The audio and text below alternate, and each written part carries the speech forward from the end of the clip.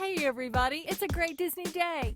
I'm Holly, and in today's video, tips for planning a Disney World vacation, Part 5.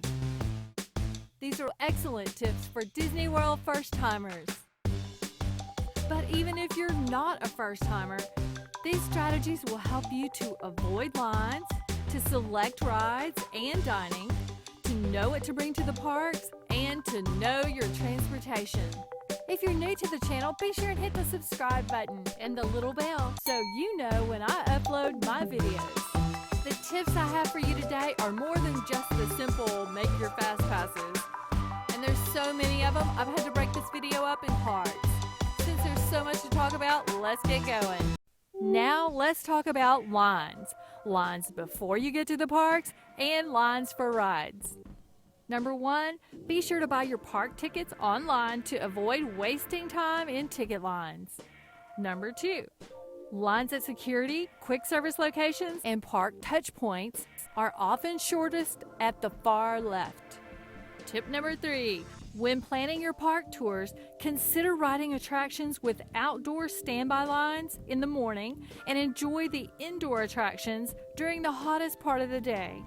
Number 4, to decrease your overall time spent in lines, ride popular attractions without a fast pass at park opening and have your fast passes scheduled for busier times of the day. For popular attractions that you missed at rope drop, save those till the end of the night when lines will be shorter.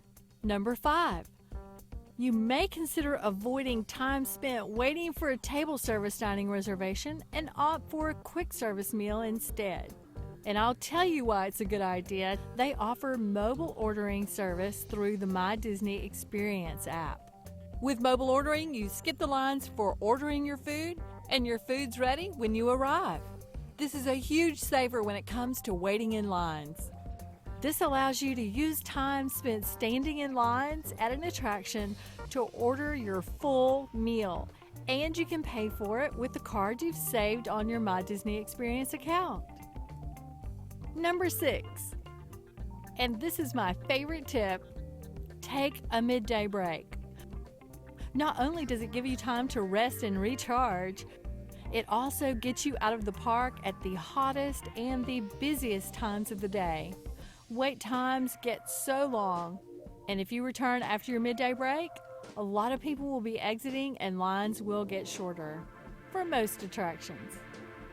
Now before we wrap up, I have a couple of bonus tips that didn't quite fit into the other categories. During the months before your trip, make a point to watch old Disney movies with your family. This will reacquaint them with the characters and may give you some ideas on character meet and greets, character dining, and attractions to add to your tour plans. And number 2, make a countdown calendar. It can be as simple as a dry erase board or a homemade calendar. These can be fun for little ones and can keep them excited during the weeks leading up to their Disney World vacation. Believe me, there are even more tips I could give you on planning a Disney World vacation. But we will have to end it here, friends. If I left off the list your favorite Disney planning tip, leave it in the comments below. If you need help planning your next Disney World vacation, let me know. I love giving Disney advice. Be sure to subscribe and like the video if it was helpful. Until next week, wherever you are, make it a great Disney day. See ya!